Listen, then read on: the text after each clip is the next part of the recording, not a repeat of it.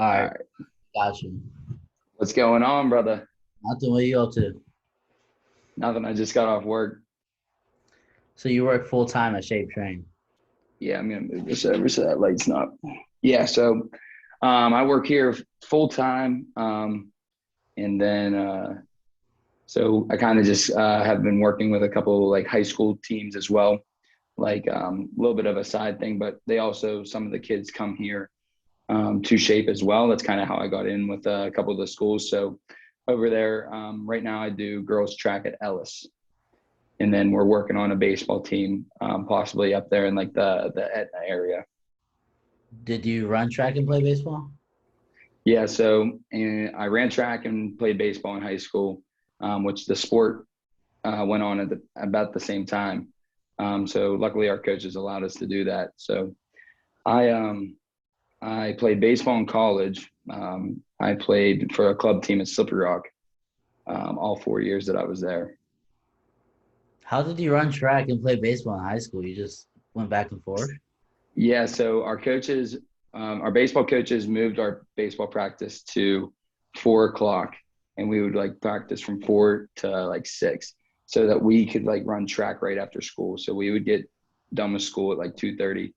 We would do all of our stuff that we needed to do for track till 3:30, and then pick up our gear and then drive to the baseball field from 4 to 6. I didn't know that was allowed. So at our school, it's super small. So they were like some of our best athletes are baseball players. So the track team would be just missing some other links to it. I was going to say out of our entire baseball team, I think we had like 18 kids on the team and 11 of us ran track. Holy shit. Because when I started wrestling in high school, I stopped playing baseball my sophomore year, like at the beginning of the season. And they didn't Yep. let me join the track team until I was completely off the team. Until you were completely done. Yeah. Yeah, No, dude. That was the worst part, and that's like I have a lot of kids right now in my strength program who like a lot of the coaches want them to be specialized, which is the dumbest thing ever. Like I have a girl who swims; she wants to run track. The swimming coach will not allow her to do another sport. It's unbelievable. it seems like that's where youth sports are heading, where kids are just focusing on one thing. Exactly, and that's how things have moved. Like whenever I was a kid, dude, they wanted you to play like every sport you could.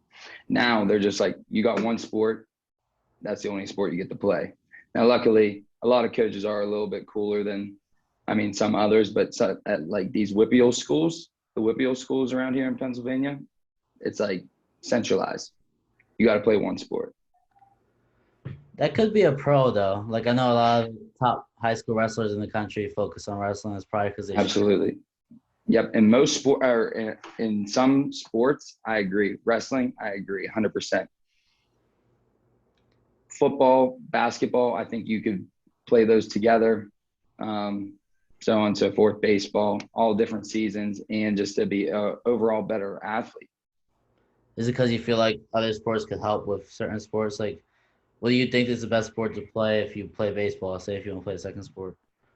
So if you wanted to play a second sport now, number one, I'm pretty biased. I love football. That was my favorite sport out of high school. I would have played football if I could have. Technically, I had like D3, very low D2 offers to play football, but I did not want to risk major injury for a sport that I didn't think that I could carry on and play later on in life. So I picked baseball, a little bit safer route, just with injury and stuff like that, which it turned out to be a good choice in the end. But I would go football, and then a sport that pairs with that, like the same season, I would say soccer. All right. So do you still follow high school sports like you used to? Because So I follow the WPIAL pretty closely, actually.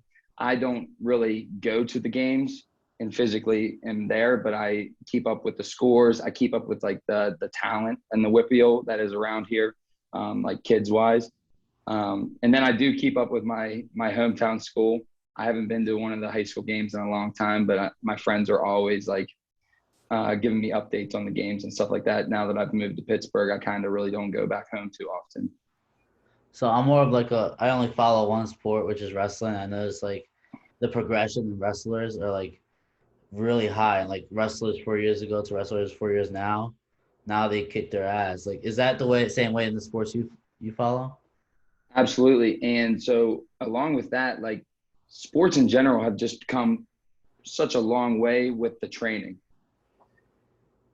When we were younger, we had, I don't know if this was like you, a lot of like the more rich schools had like probably some people with a little bit more knowledge, stuff like that.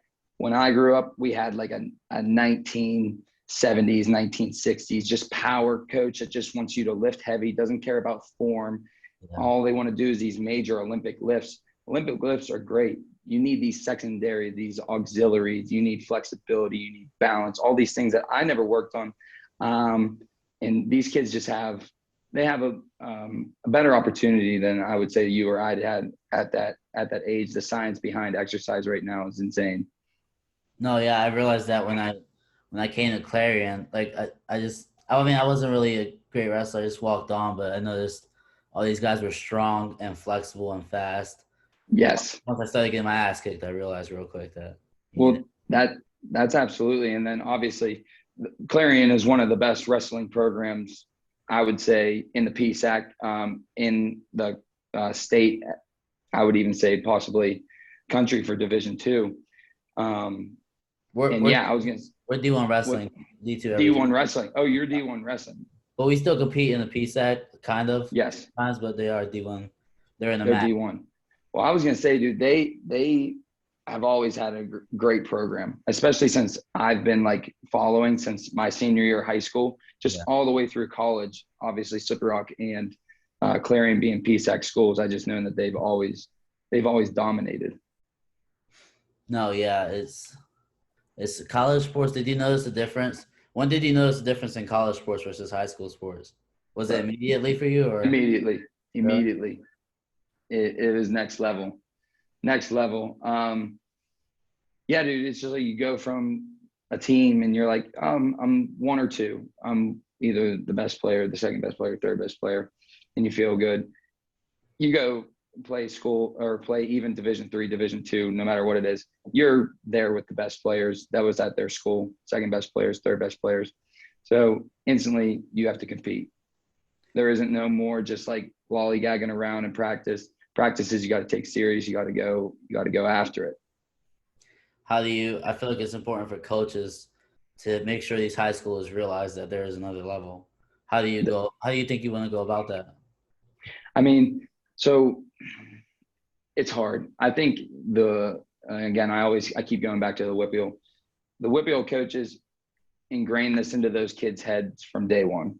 Like, you need to train hard. You need to train hard. Kids are lazy now, though. I don't understand. It's the video games. It's just life in general. I think they don't see the same things that some of these other schools get to see. Like, they don't see the hard work that some of these kids put in. They think that they just were gifted these amazing abilities.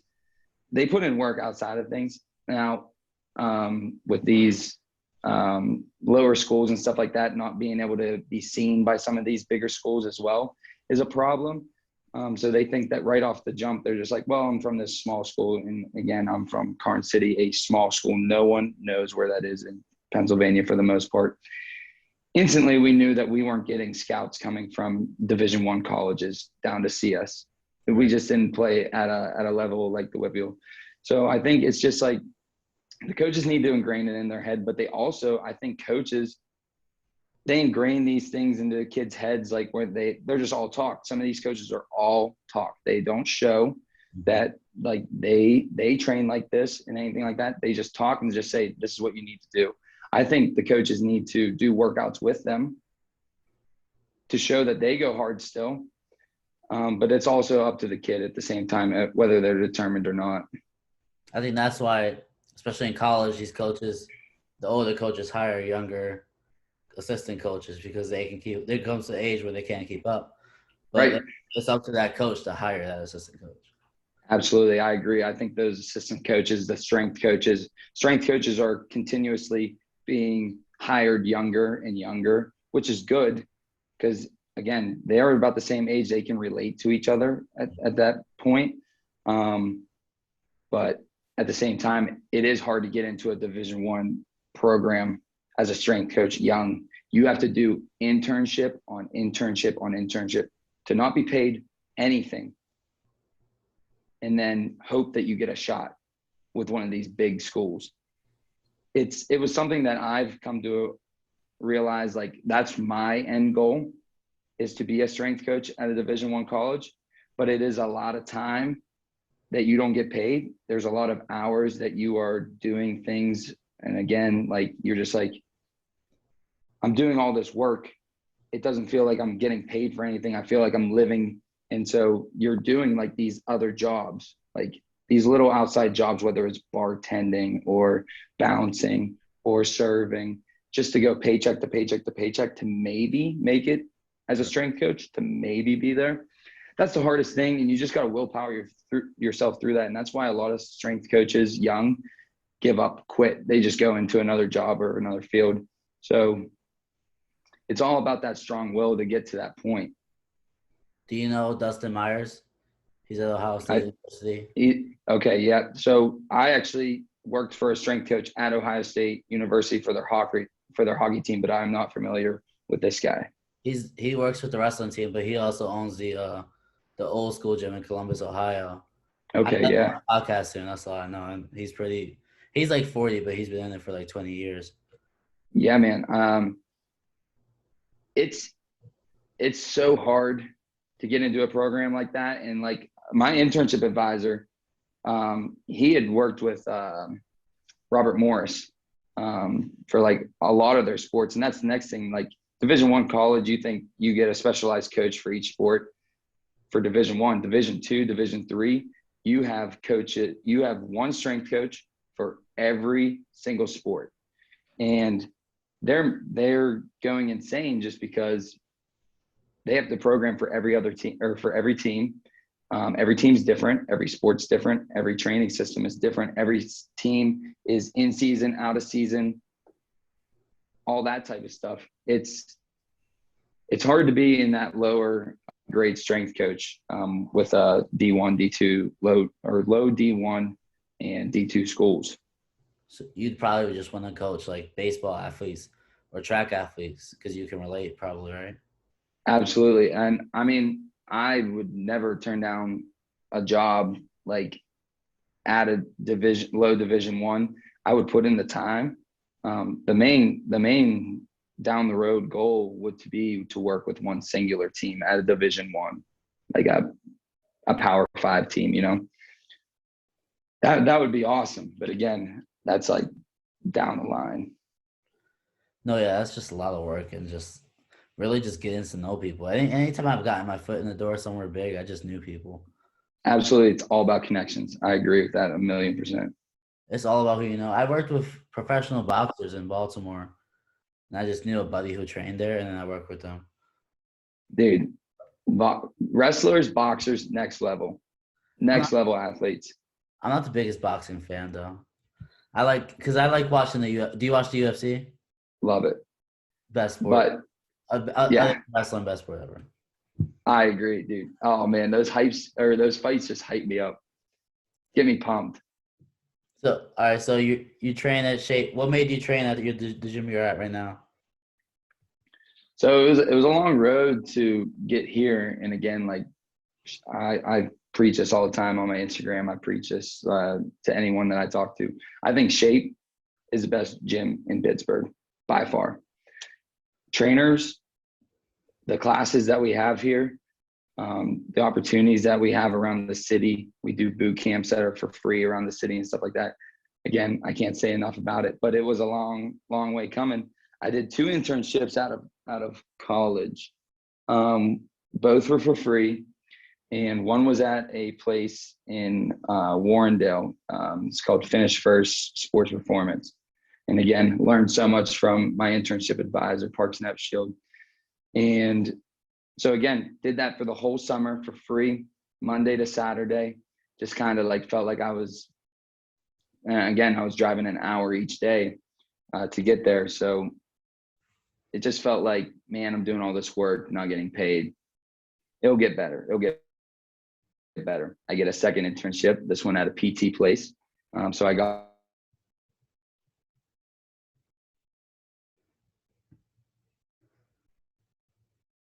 driving there, doing all this stuff for no money at the time. They ended up hiring me. So I ended up getting a job there. I did PT there for a while. I got a second job, this one as possibly the head strength coach at a place called No Off Season. It's a baseball place in Mars. So I was driving from home, which is Butler, to Cranberry to Mars, trying to just get my foot in the door, get my name in here into the Pittsburgh area for the most part. Was working those two jobs, picked up a third job as a strength coach in Mount Lebanon in Pittsburgh at Iron City Elite. So I was driving to Iron City Elite, to Cranberry, to do my PT job, to Mars, to finish off the night, to do my baseball strength and conditioning, working with the kids there. So I was working 3 jobs at one point for about 8 to 9 months. And literally the driving, the long hours, I would be up at 5 a.m, 4 a.m, drive to Pittsburgh. I'd get home at like 10 o'clock at night, do it all again the next day. And again, this was like a Monday to Saturday type deal. It burnt me out really fast. So they finally offered me practically a full-time job at Iron City Elite. So I took that job. Boom, I get all these clients, feeling good, getting good paychecks. Oh, by the way, you get paid per client. So if a client cancels, you don't get paid. So that's the worst part about this. Anyways, got a full slate. It was awesome. COVID hit. Boom. Right. We're shut down. Shut down for, I think it was like 2.5 months.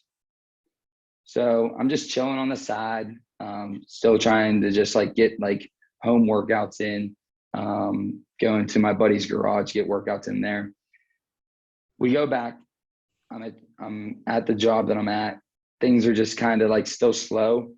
And then Shape, one of the guys here, Sam Arnold, he got a hold of me on LinkedIn and he said, hey man, like, and I've wanted to work at Shape since I could remember. He got a hold of me on LinkedIn and we linked up for an interview and everything like that. And he offered me a job. And ever since then, it's just been building clientele here at Shape. And as of right now, I have a pretty good slate going on here, practically 40 sessions a week, along with I teach classes and stuff like that. So as of right now, I'm sitting in a really good spot. I'm loving it here at Shape. And as of right now, just continuing to grow. Yeah, it seems super personal to you. I mean, I follow you on social media. You seem like you love it. Love it, man. Absolutely.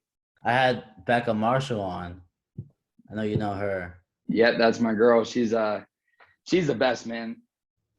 She is the best. She seems like a badass. Dude, she is a badass. That is facts. Yeah, me and her, she was actually practically the first person I met here at Shape. She took like literally, you go into a new workplace, you're like nervous. Just felt like I didn't want to like say anything to anyone. She literally came up to me, talked to me right away, made me feel welcome at Shape and everything like that. So like from day one, she's been my homie here. So when you bring on a personal client, what's your first interaction with them?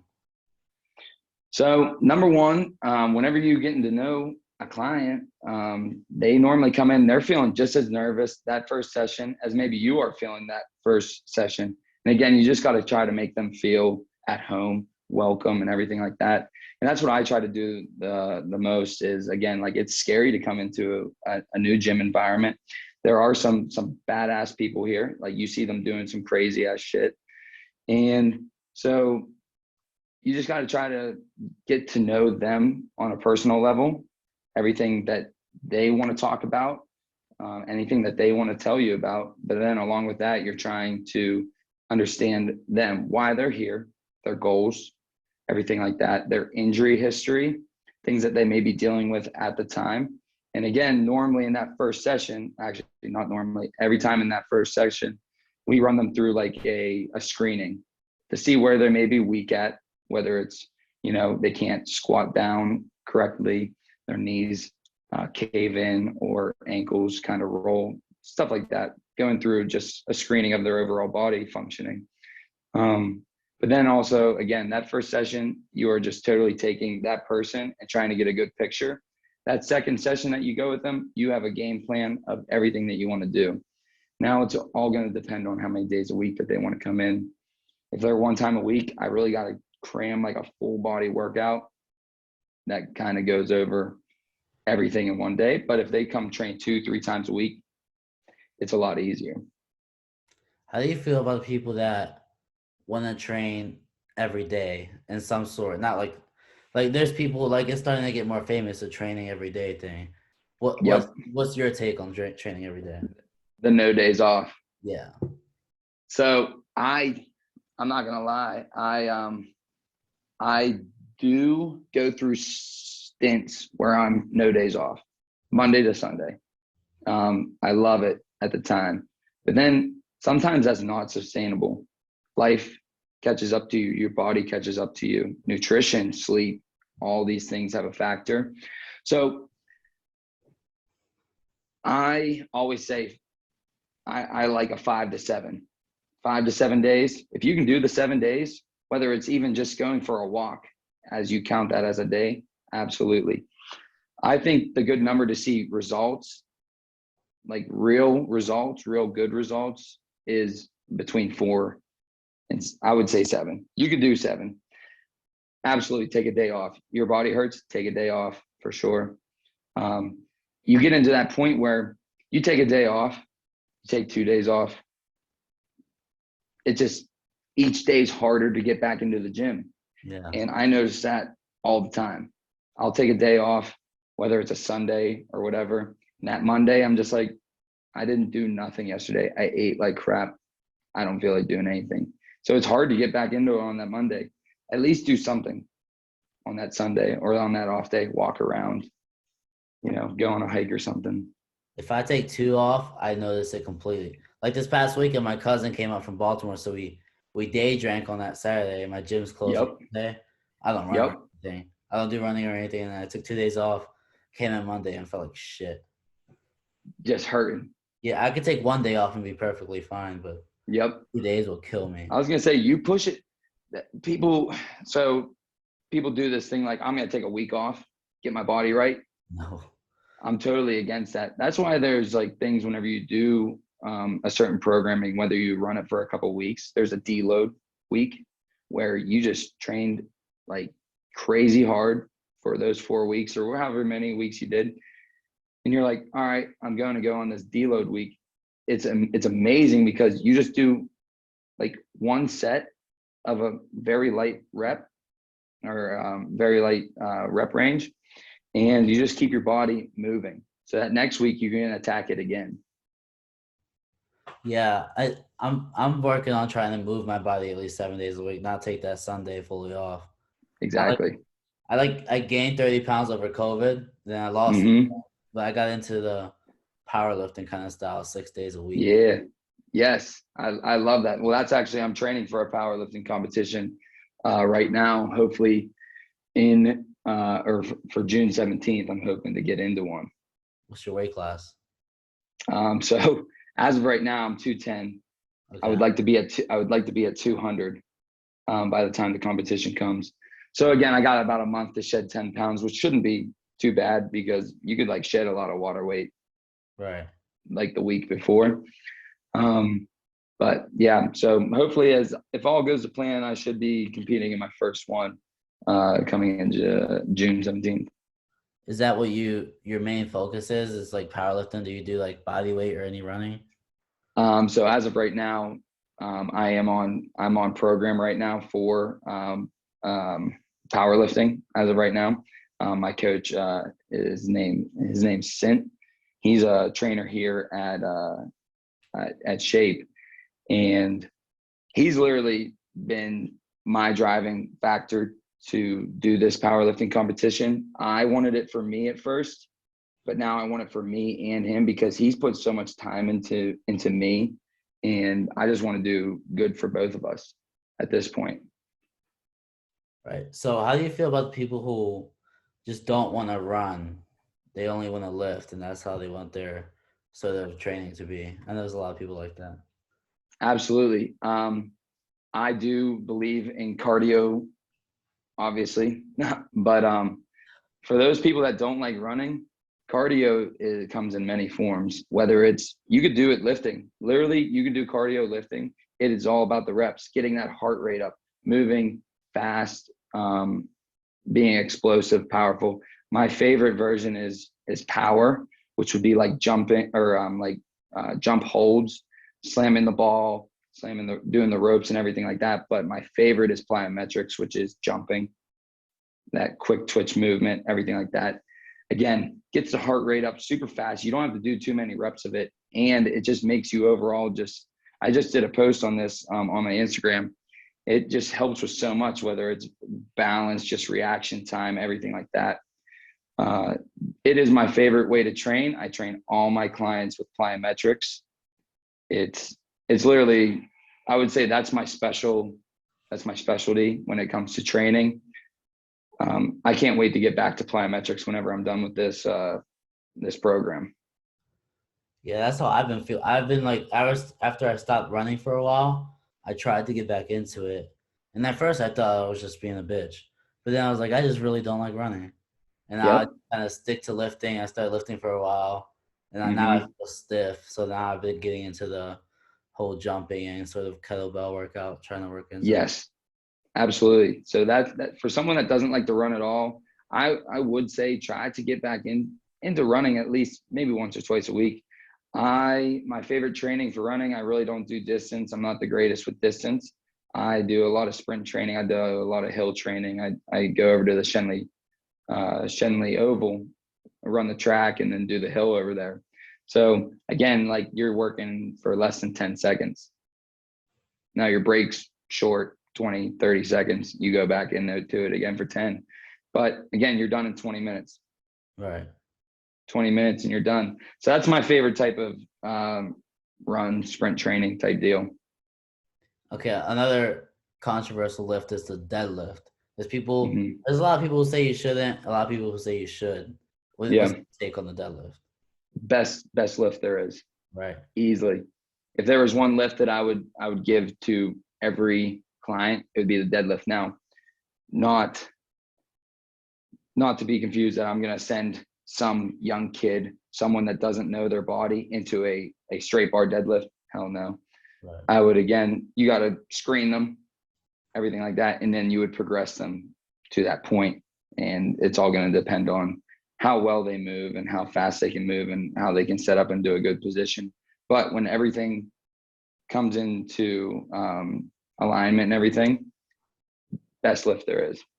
Full body, shocks the central nervous system, everything. There were a couple of strong men who competed and stuff and said that deadlifts are horrible for you. And I don't know, I heard it a while ago, but Yep. I actually know exactly what you're talking about. I heard that as well. I have a totally, I think that doing it, you got to do it safe, obviously. yeah, maybe that's I also think people rely on, so I was a huge belt, like to belt up believer. I believed in a belt completely. I don't believe in belts as much anymore. I think if you're doing a powerlifting competition where you're going for a 1 rep max, maybe belt up. A lot of people rely on it too much. They don't use their core. That's why they have hernias. That's why they have low back issues. So number one, strengthening the core and then also learning to breathe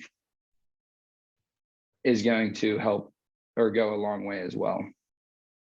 yeah. And 19, I pulled my groin and I was out for 6 months. Do you think it's because I was wearing my belt too much? I think it could be belt related. I think it could also be breathing related. Now, a lot of people also don't breathe right. I would say 90%, maybe 95% of the population do not breathe right. If you would put your hand onto a chest and hand on your stomach and you would breathe in, if your chest moves this hand more, you're not breathing right. You're not breathing through your diaphragm. So a lot of people just think that they take this big breath, they fill their chest up, your core is not activated at all. It's very loose. So that's why hernias happen. That's why they all can poke through at different areas, whether it's the belly button or it's like down into the groin area. So I would say that it's possibly breathing issue. Yeah, well, I did physical training, didn't really work, and I got into yoga on my own, and that's how I recovered. And now I don't really use a belt when I deadlift, and I don't go too heavy as I do on squats. But Right. yeah, Absolutely. And again, that was me. I had to retrain my body completely. I was doing like 405 pounds with a belt on, and like everything felt super easy, super easy. I came here to shape, and they kind of put it on to me that, like, belts are not that great for you. So I retrained my body. I was hitting like 350 on the squat and stuff like that. And my core was loose. My low back was hurting. And I was like, dang, dude, like I have not been squatting right. I have not been deadlifting right all these years just because I'm not breathing right. Now I've strengthened my core. I've hit all brand new maxes. I've hit PRs by so many pounds, and none of it has been used with a belt. yeah, I sort of looked up some YouTube videos. Now, like when I warm up for squats, I won't put on that belt to like the 350 range, and then until I Yep. get to those high ones. Higher reps, absolutely, or higher weight. And then, how do you feel about knee sleeves? Say I squat 4 times a week, and I learned from this guy here. So 2 days a week I'll do knee sleeves, 2 days I won't. Mm-hmm. You think? What do you think about knee sleeves? I've never used one, so I can't be the best Right. judge for it. My overall opinion is I think that it could be used as a crutch or as just something in your mind, that you're just like, well, I got this super tight thing around my knees. My knees are safe. I can go into this and just crush this lift. So I do believe that it's possibly in your head. But I also have never used one. I don't know the effects behind it for the most part. I do think that it does. I do think it does help lifts. I think it helps lifts. I think it's used as a crutch for the most part. I approached it as a safety feature. I thought it was safer at first, but It practically works like a brace for someone that would tear like an ACL or something like that. So a lot of people with bad knees that have ACL tears use them because, again, they are so scared of that knee, whether it's tearing or injuring again. They are so scared to just go without a brace. Some of the strongest power lifters in the world that I've watched, there's one guy in general, his name's Russell Orey, and he's a beast. He tore his ACL in college playing football, and he never wears knee sleeves or anything like that I have seen.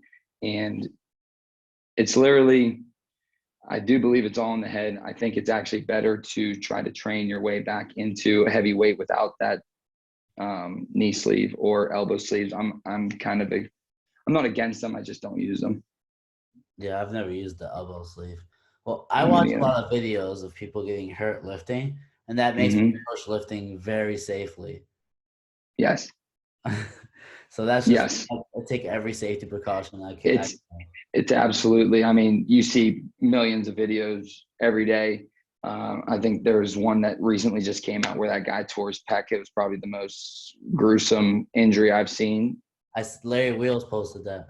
Yeah, Larry Wheels posted that, and that injury was brutal, and that's not a good injury to come back, or not an easy injury to come back from.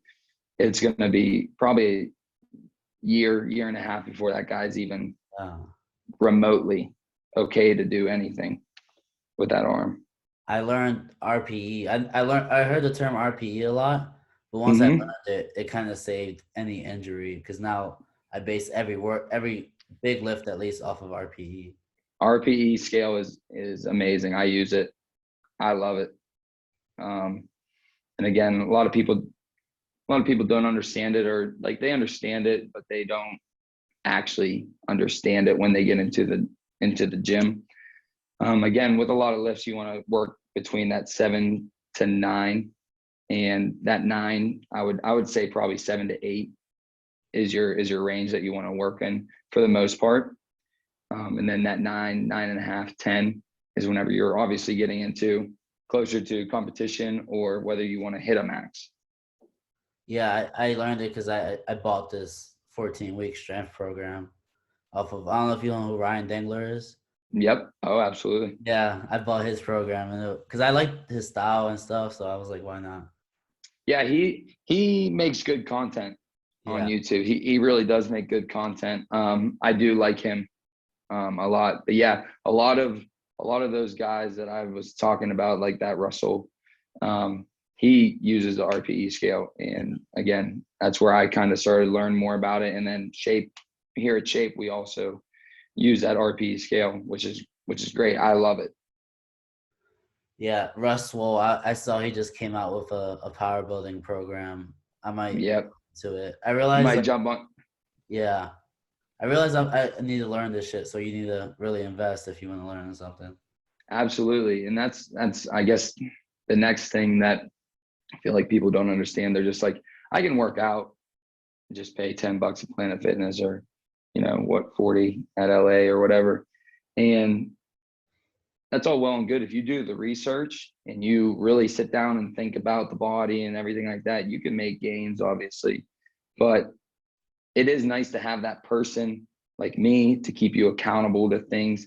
Again, like to do it smartly and to know the direction that you want to take everything. A lot of people go in there, just buys, tries, make the arms look big, the bro workout.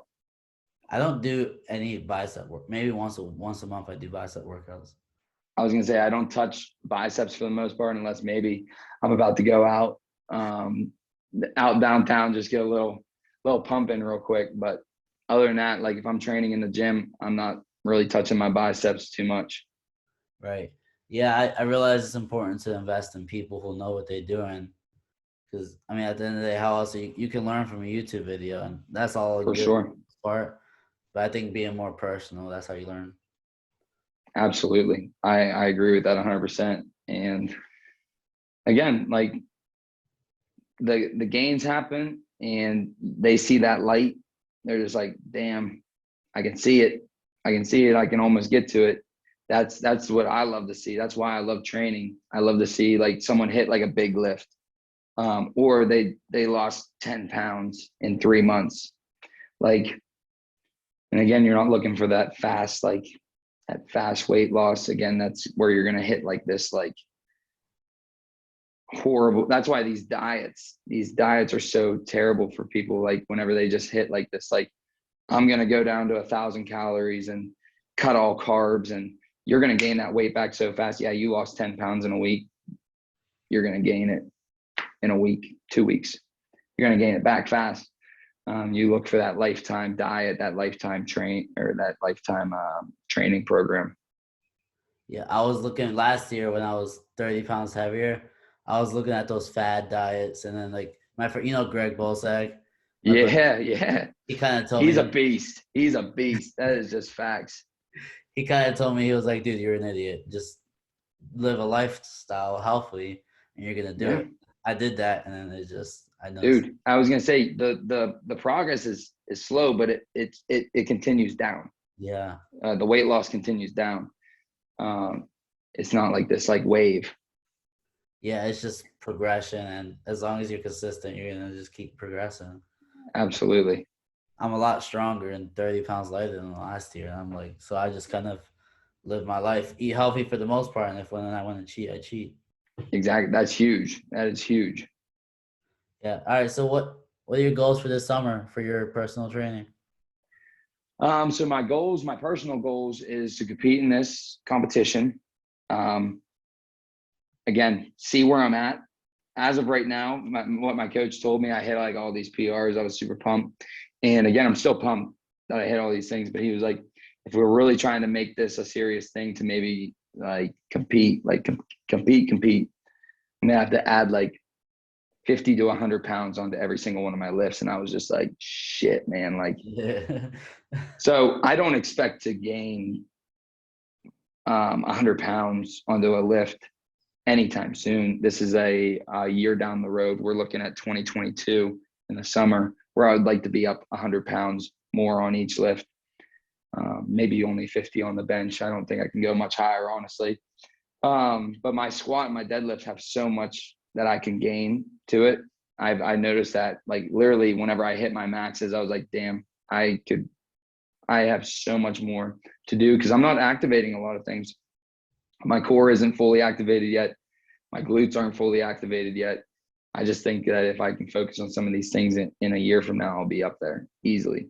But after this competition, I would like to go off of my powerlifting training, maybe go back into bodybuilding. I love bodybuilding workouts. Again, I like just to feel the pump, the burn, everything like that. So as of right now, after that, probably a bodybuilding workout or program. You keep your clients the same. Do you kind of have them follow you as you go, like with your personal workouts, or how do you go upon your clients? No, each one of my clients has a different custom workout program to their goals, to their weight loss, to their weight gain goals. So each one of my clients does not have a program like the next. Each one's is different.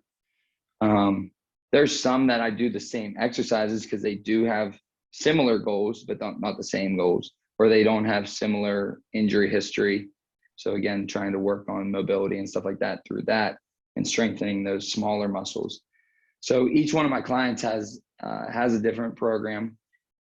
It just all depends on the person as of right now. All right. Well, dude, it was good talking to you. Thanks for coming on. Absolutely, man. I appreciate you reaching out to me, man. Yeah, of course. I hope people listen and you Yeah, get clients. I hope so, man. I appreciate that, man. Yeah, absolutely. We're gonna have to get together here real soon too, as well. I'll let you know. I'm getting a new car Thursday, so I'll be Yeah, in Pittsburgh more often. So, absolutely, man. Come visit anytime, brother. all right, I'll hit you up. All right, Later. homie. I'll talk to you. All right, bye.